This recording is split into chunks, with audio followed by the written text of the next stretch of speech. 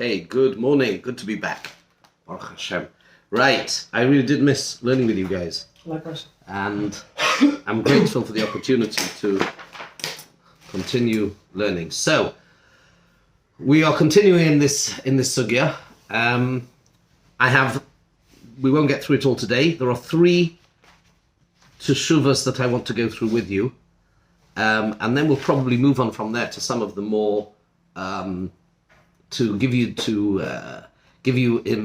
information in terms of developments in the medical fraternity and in society generally, and give you some reading recommendations as well. So I imagine another week probably on this topic, and then we'll move on to something else. Okay. So what we have here, the first tshuva I want to learn with you is a tshuva from Rabbi Yaakov Emden, Sheila Siaivitz. I think it's Chelik Aleph, Simon Kuf Ayin Aleph. Yes, you have it. You should have it there in your bundle. Okay. Now we're not going to learn the whole tshuva because it's not all of it is Negeya, but sort of en passant, it shows a number of fascinating points which are directly relevant to our sugya. So let's go through this. He's asked the following question by Reb Moshe Chagiz, who signs himself as Moshe Ze'ira di Yerushalayim. It's the opposite of an honorific. He's displaying anova, and he's saying Ze'ira, the small one. Yeah, there's a famous posik today who signs Mishnah Halacha as Menashe HaKutan. He signs himself Menashe HaKotan. Okay. Halacha L'maisa. So this is the shaila that Rabbi Yaakov Emden is sent from Yerushalayim. Halacha L'maisa. Shehoiva b'yeled echod shenoilad. A child was born. V'nimtza hagid shaloi shenisdak minekev ha'atoro. Sheyotze hashetin ad seif hagid shebetoich haguf. There is a crack. So the only way I can really describe it, a crack going from the top of the gid of the penis, where the sheyotze hashetin, all the way down running across the entire length of the gid. V'harei kol gufay shel gid nistak lishnei besorim, and it's as if it is cut into 2 parts. Is that like a condition? We're going to see. Okay. We're going to see. V'hashetan yotze mitoch sedek echod shebeikar hagid adovik leguf. The urine, he urinates from the crack in the one part of this split gid, which is closest to the body. But insofar as he does not urinate as a male normally does from the top of the gid. Doesn't come out from there at all. And on the atara, the top of the, what in halacha it's called the atara, and in Kabbalah this has a lot of significance, but maybe not for now if you're familiar with that at all. The atara is cut into 2 parts, and on which there is a foreskin, there is an orla. But both sides of the atara is megula. It's complicated. In other words, well, let's see. So this is still the shaila.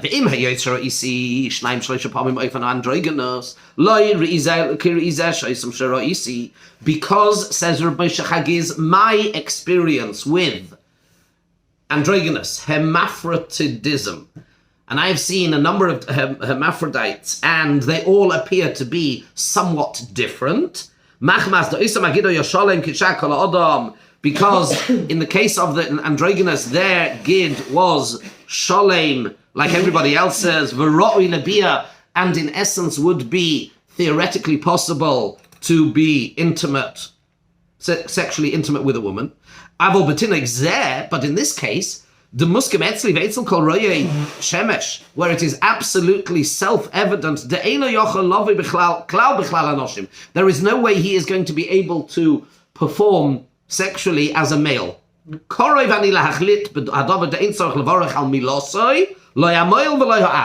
I am very strongly inclined to take the view that there should be no bracha on this milah, not the male and not the father.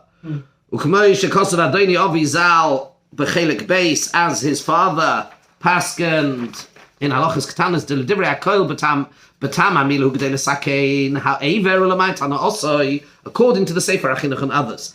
The reason for Bris Milah is in order to rectify the Aver. HaKadosh Baruch Hu created us imperfect, so to speak, and there is an action we need to do. This is symbolic of us perfecting ourselves, and at the same time, Lama'it Hana very interesting, and this is not a topic for now, but I'll mention it. It is mentioned in some of the Rishonim that the design of Bris Milah was such as to, in some way, minimize the pleasure.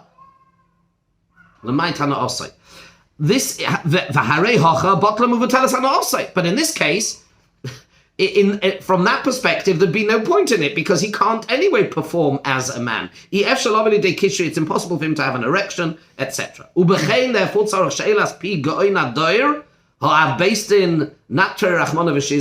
he turns to the Gadol Adoir, to Rabbi Yaakov Emden, that he should determine together with those Rabbonim in his orbit, that they should agree with him. It's really interesting, by the way, just as an aside. I mean, is he expressing less than full confidence in the ability of Rabbi Yaakov Emden to paskin alone? Mm-hmm. He says he's kind of almost insisting and recommending that he doesn't take this decision himself, and he does it together with those who are in his orbit, in his chevra, for want of a better word. They should agree with him. It's not an easy matter. It's also an innovation. It's an unusual situation. We've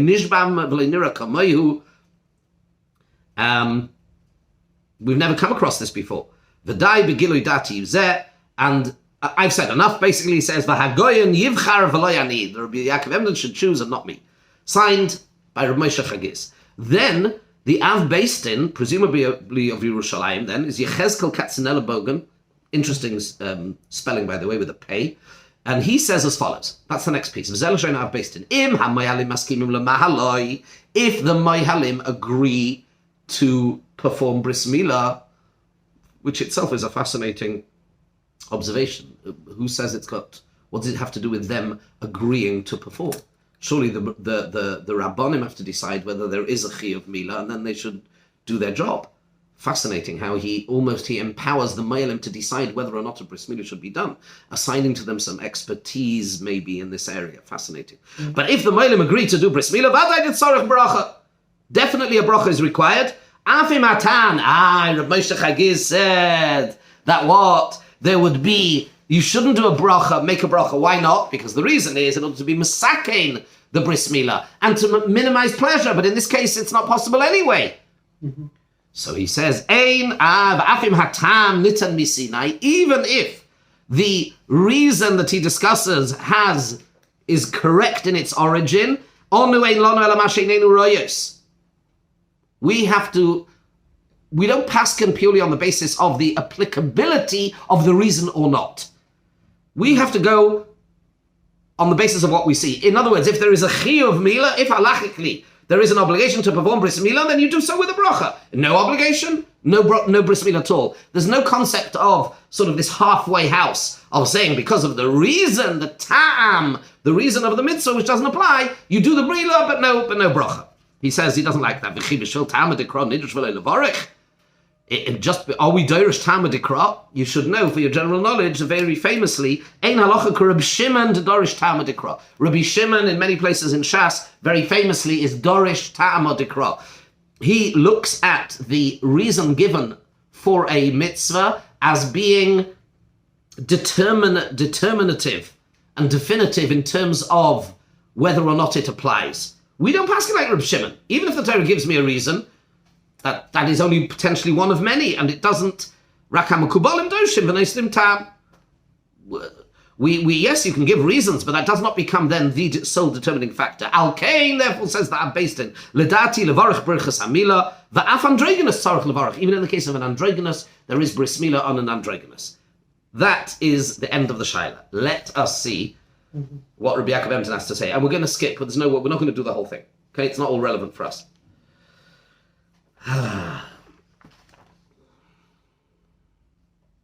Shimu Zeis Hazakenim.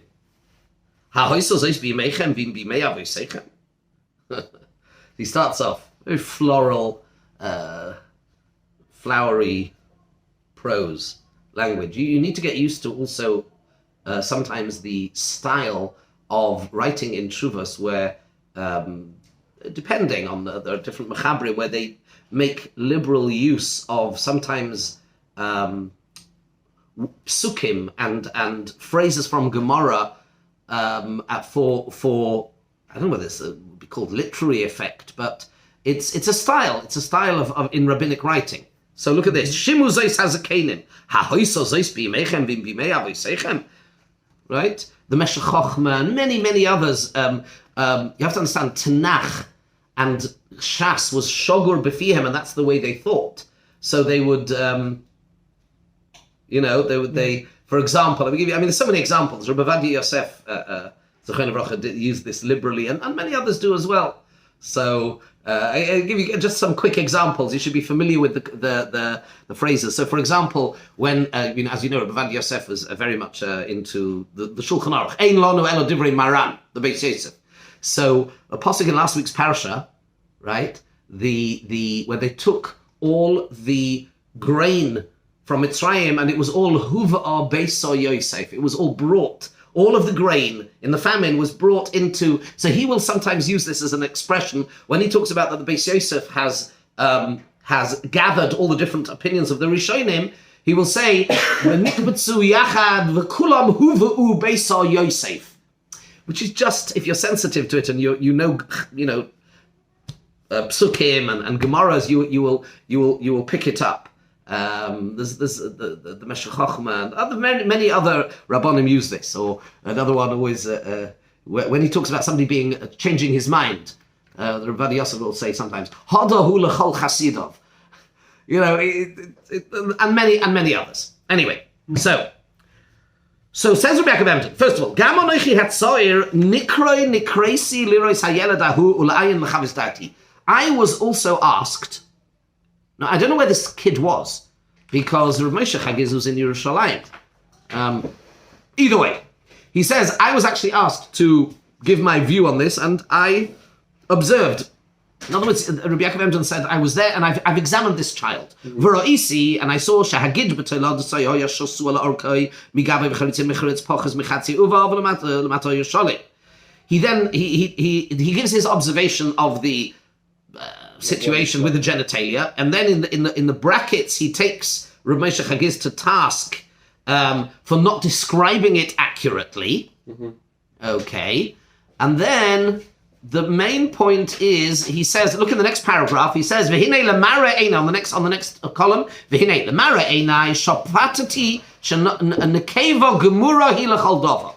I have observed, my observation of this child, based on what I see, is that this child is an absolute female. He is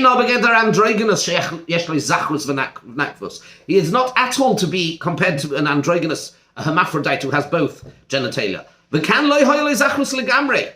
This is not a gid. This is not a penis. This is not an aver of a zachar at all. It is totally closed up. It doesn't urinate via it. It's not possible to be intimate sexually with it. And therefore it is so he has some sort of protrusion which is a medical anomaly, but still fundamentally this is a nekeva. That's his point.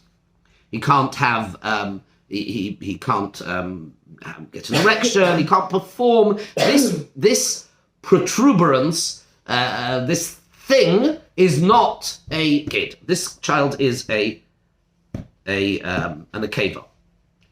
And then he goes on to say in the next paragraph, he says, and then this is interesting because how he takes to task that I've based it. Look at the next paragraph. Even if you wish to say that this person needs a mila misofek, mikol mokim ein mokim levarich alav. There is no way you would make a bracha. K'posik b'shulchan aruch gam b'tumtum androgynous. The shulchan aruch paskins in hilchas mila that an androgynous, even if you do a bris mila misofek, you don't make a bracha. In this scenario, I happen to believe this is totally a female. But even if you were to say that it is an androgynous, there wouldn't be a bracha, like it's Paskin and Shulchan Aruch. Ukira oisi came tomati al pshitas pisko shel ameira behepach. And therefore I was absolutely astonished and shocked. Does that mean? Shocked to see that the Meira that are based in Pascal the opposite. What right does he have? How can he arrogate to himself the rabbinic halachic authority to overturn a psak of the Shulchan Aruch? Mikol Chachmei Yisrael Rishonim v'Acharonim. Haloiheim or Rav Haigon, the Rif, the Rambam, the Ramban, the Rosh, the Rashba, the Ran. The Raavad argues. And therefore, all the Gedolim which came afterwards, nobody. So therefore, how on earth could this Av Beis Din decide to ignore the Shulchan Aruch and all the normative psak, which is not to make a bracha? It's true that he said, I'm rushing through this with you, yes, next paragraph. Im omam yofa omar im ha-sefer. Again, by the way, yofa omar im ha-sefer, that's from Megillah Esther. There's those words, right? It is, I have to concede it is true, which he said, that of course we do not rely on the reasons for a halacha in themselves, but no way are we going to build on this in the concept in Hoirah. And therefore, even a tinoik, we're not going to take into account the ta'am in any way to make to deviate from halacha. Okay? That's it. He then goes on to something else. Go to the end of the page. Right at the end of the page, the last paragraph, V'inami, next column, V'inam asfeika hava, even if you wish to say that this child, maybe I'm wrong, says Rabbi Yaakov Emden, and this child's not female, maybe it's a suffix. Havada kaimelon de'ein mevarchin ala sveikos. We pass, and you never make a bracha on a suffix. V'les behu ba'sveika, v'habracha v'adai levatola, it will be a bracha levatola, v'afilo avid hacha ha'moira uvda, v'tziva lemuloi b'pumbi b'bracha, even if the Moira Hira, the Rav, Av Beis Din would paskin, and actually in practice give the command to the male to do the bris milah in public with a bracha, uledati boror hadava shatar bahalocha. And according to me, it is absolutely obvious that this Av Beis Din has made a fundamental mistake in halacha. Oleha libnechem sapru. Again, if you notice, by the way, at the bottom, what does it say? Yoel, Aleph, Gimel.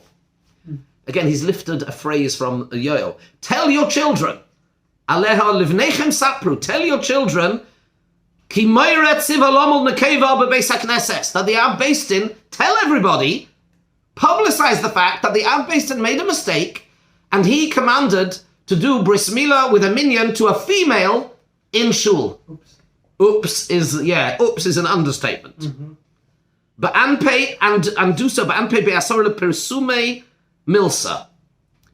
In other words, Rabbi Yaakov Emden here is taking a very strong public policy stand and saying that in such a scenario where, in his view, the Av Beis Din has made a glaring error and done so in public, there is then an obligation to publicly counter this and to say that the Av Beis Din has commanded a female circumcision in public, which, of course, with a bracha, which, of course, is we don't do at any level, obviously. And here you get an insight into his thinking. One mistake can have numerous consequences. Because do you know what's going to happen? What they're going to say at the bris milah? They're going to give him a male name. He'll be Shu Big Day Zachor. They're going to put on him boys' clothes.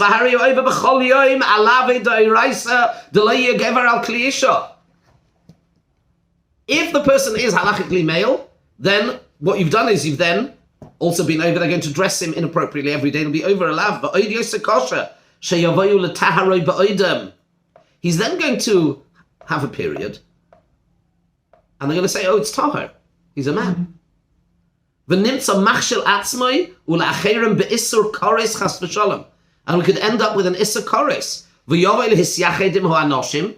He will end up having yichud. He might find himself alone with a man. And that's an issa of yichud, because he's actually a female. Don't tell me that I am going overboard and being overly sensitive and worrying about far-fetched situations. Because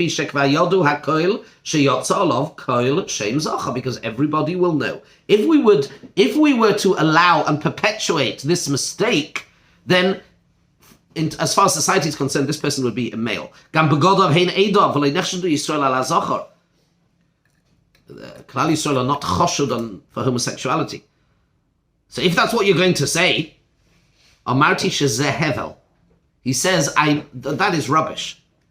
To say that I'm being overly concerned that because everybody knows he's male, and therefore, what's the worst that's going to happen? What am I worried about? So somebody might be intimate with her, or who thinks it's a him.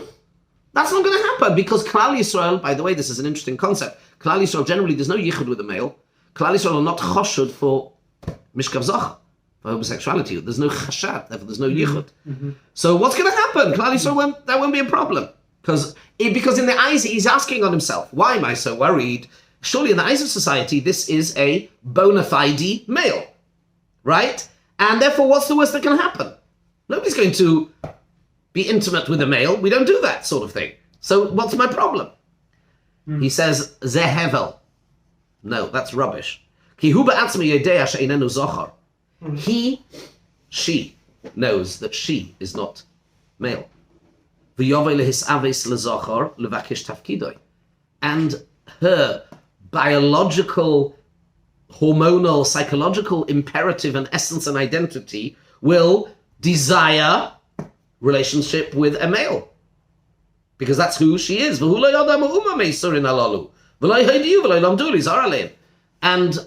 they won't know that this is incorrect. And he might end up thinking, she might end up thinking that she is some sort of strange creature, who is not connected to any of these problems. Why?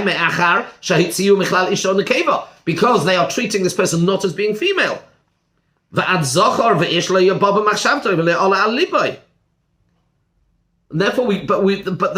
is real chashash here that this woman who thinks that they are male will want to have a relationship with a male because they are actually, that is their biological and hormonal imperative, and that will lead to isurim. Furthermore, here, and this is the main reason why I wanted to do this tshuva, even though it's not directly relevant to our discussion. But he is very much taking into account consequences. It can lead to further consequences. This person can become a valid witness in Beis Din and extract money from somebody else. A woman can't do that. Or maybe a shvur. Could get involved in yibum.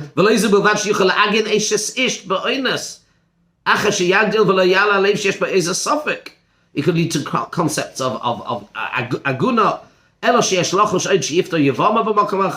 Therefore, we have no choice.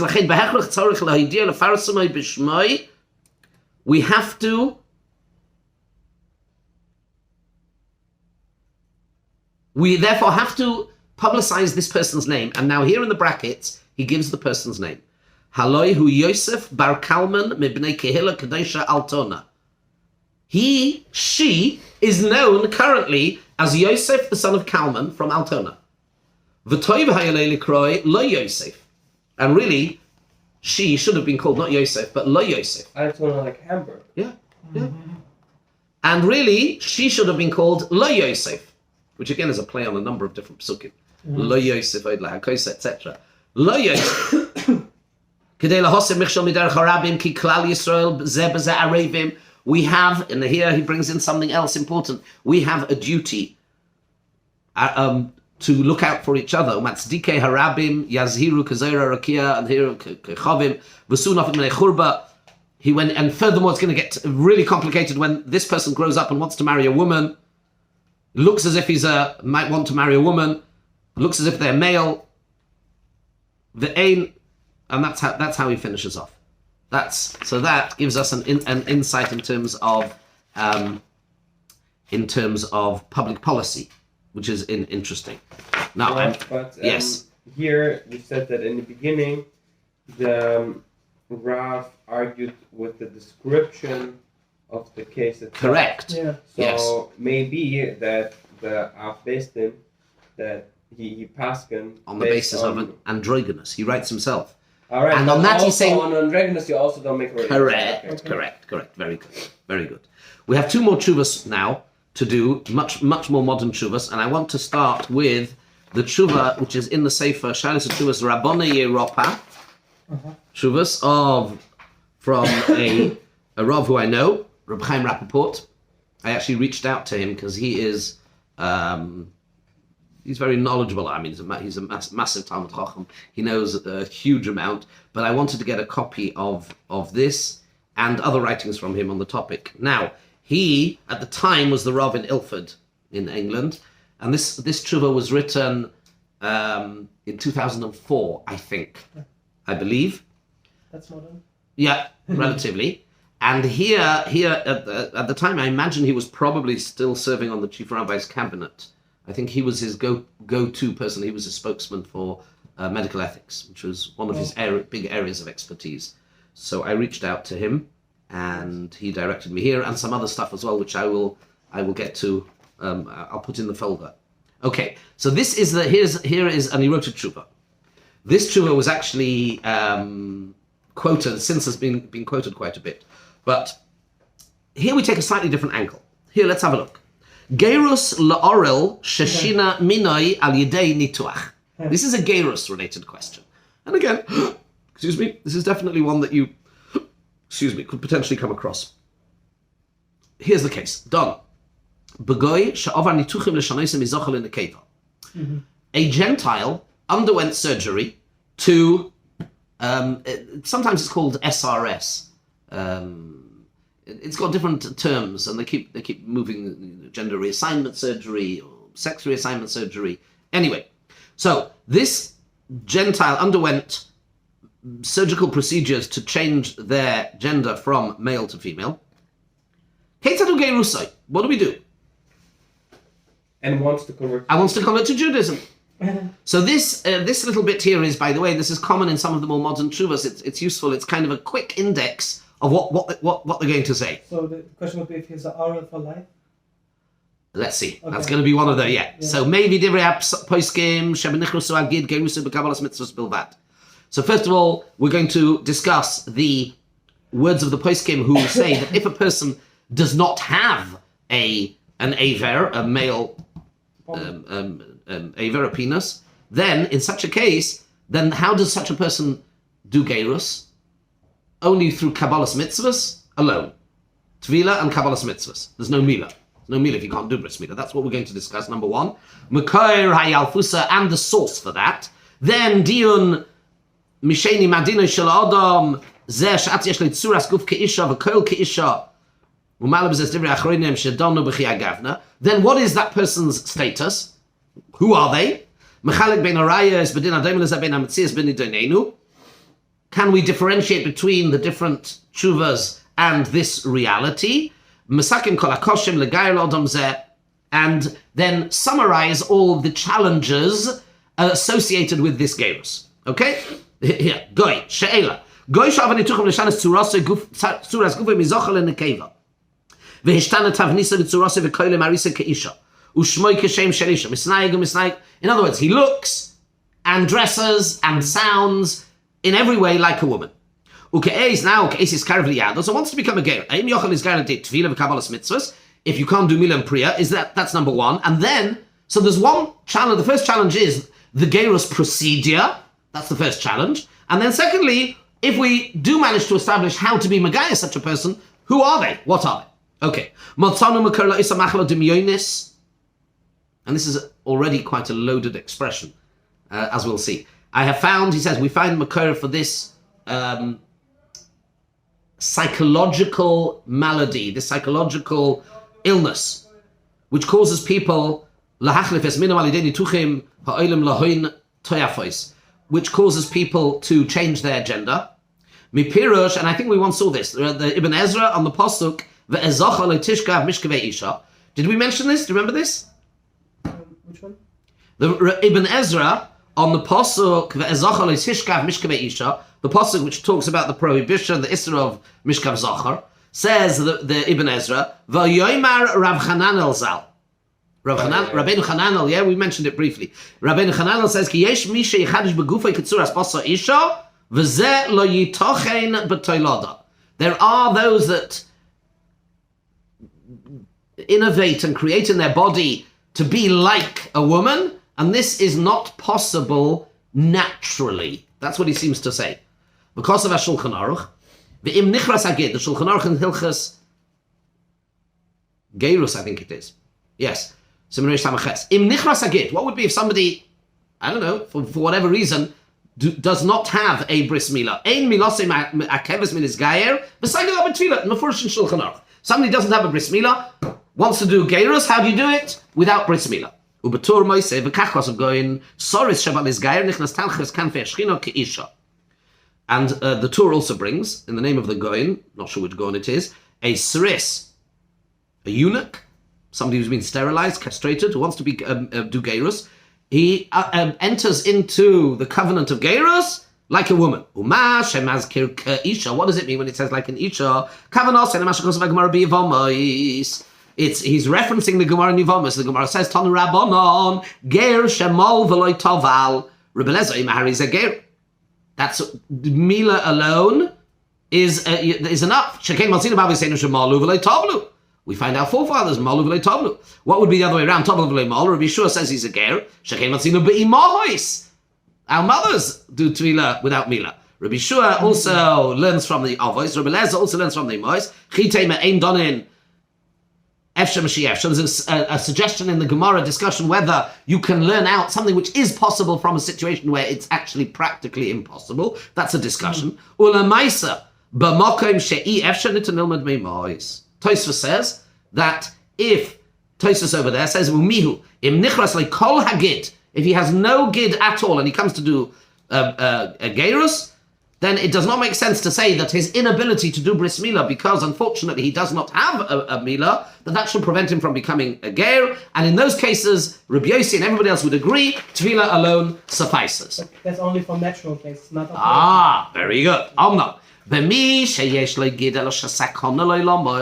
Another shayla. What would be somebody who has there are situations, whether it's hemophilia or whatever, let's say, or somebody in halacha, let's say the two previous brothers died, machmas milah. There are cases when a person is potter from doing bris milah, because it would be a sakana. It would be an absolute sakana. What do you do? How do you do geirus on somebody who wants to become a ger, but it is an absolute threat to life for him to do bris milah? What do we do? He says this is a discussion amongst the achronim.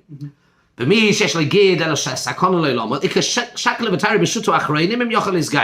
on the one hand it's efsha, it's possible. On the other, and therefore we can't learn from the imahois. Yeah.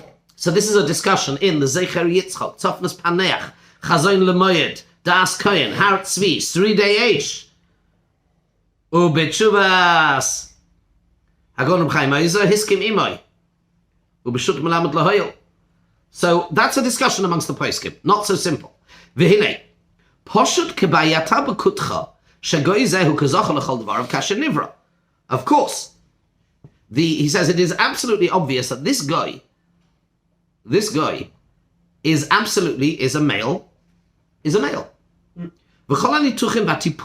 all the various surgical procedures and hormonal treatments and all this other thing to change the way he looks. From Chaim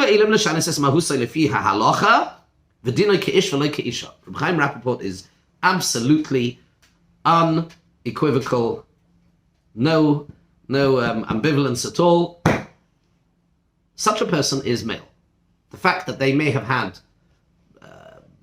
cosmetic surgery, may have removed their bris milah, they may have had all sorts of, and they may look now very much like and they may even have artificial genitalia, that does not change you. He's poshut. We saw, remember, even though the tzitz Eliezer is mesupik, let us leave it out. Let's leave, we don't need to see.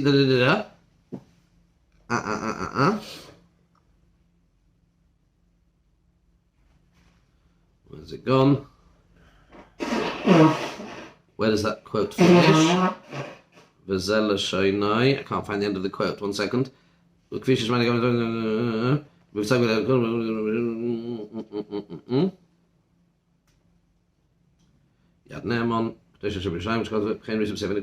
goes all the way through.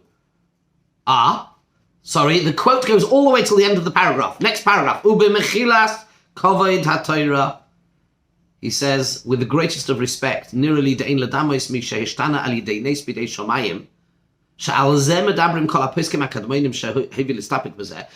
cannot create a comparison between what the Tzitz Eliezer brings, these very strange phenomena of some sort of nace, whatever it means, to our situation. To somebody who may have successfully managed to change the externals. There is no doubt at all that this person remains male. Even if it is irreversible surgery.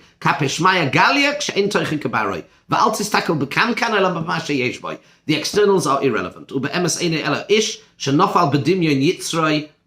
Nebuch, it is somebody who fell into the Eitzah of his Yetzirah, and he has abused themselves physically and wounded themselves. You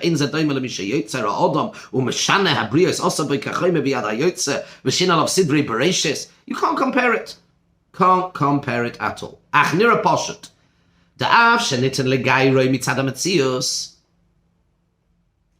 Although it is therefore theoretically possible to do a giyur. In other words, how would you do a giyur to such a person now? So you can't do bris milah. They don't have it if it cuts it off or whatever. So theoretically it is possible. He says he advises against such geirus going ahead. From the perspective of being mekabel mitzvahs. Ki oleinu lohidiai mitzvahs chamuras. You have to, part of the process is to inform the candidate of some of the severe halachas. What does this mean? He has an interesting interpretation, and being involved a little bit in this parasha, I can sympathize with it. What you do when you are involved in this sort of process is, and it's not sneaky, but when I have a candidate in front of me, in front of us, one of the things I try and do, I'll give you an example.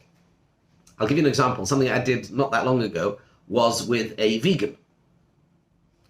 And one of the questions that we asked this vegan was, I asked the question was, that Yemir Hashem Mashiach will come soon, and there'll be a Korban Pesach, and you will have an absolute mitzvah min Torah to eat a kazayas of meat of the Korban Pesach. What are you going to do? And the reason I chose that, and to my mind this is mitzvahs, it is chamuros. You tell them some of the easy stuff and some of the hard stuff. And he's giving here a very good, a very smart working definition of what it means, the chamuros.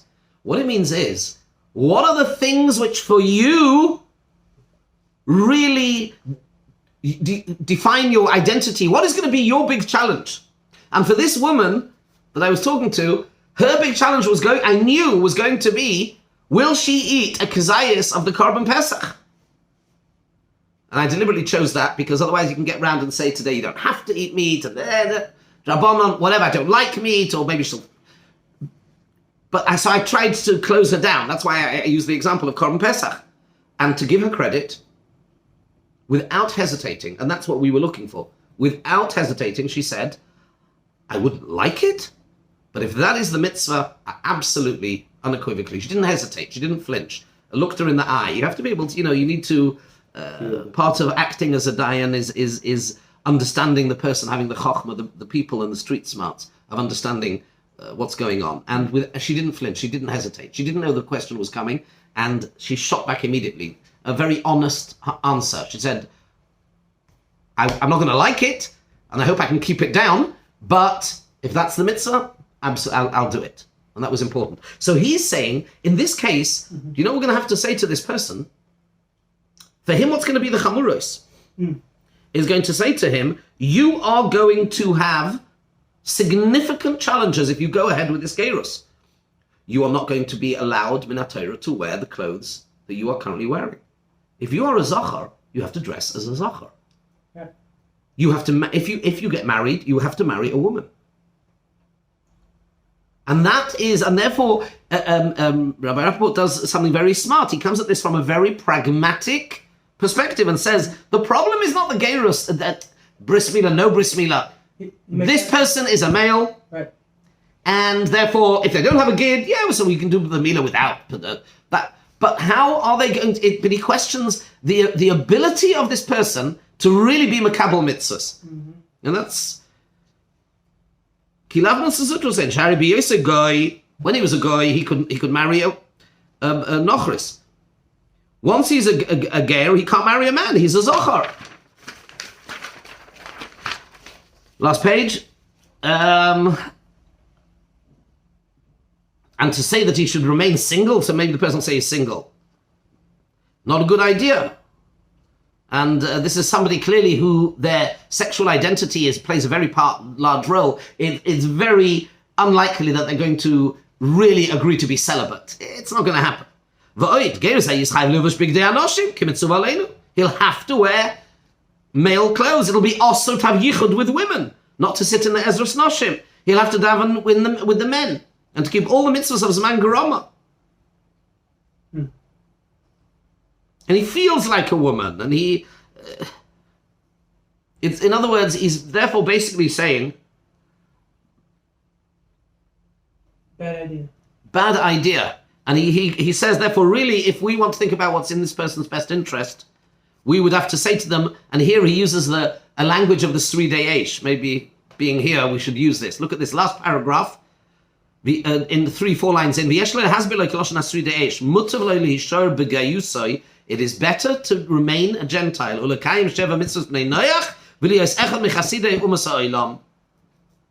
Keep your mitzvahs. However, he does finish off and says, if the person is absolutely resolute that they want to be Jewish and they will keep all the mitzvahs and the base are not convinced, then yesh la'ayin im lino b'fanav dalsei hagir. Then one would need further investigation to decide whether or not to actually close the door to gear in front of them. But that, I think, is a very fascinating and a reasoned approach to this. Tomorrow, B'li Neder, we will look at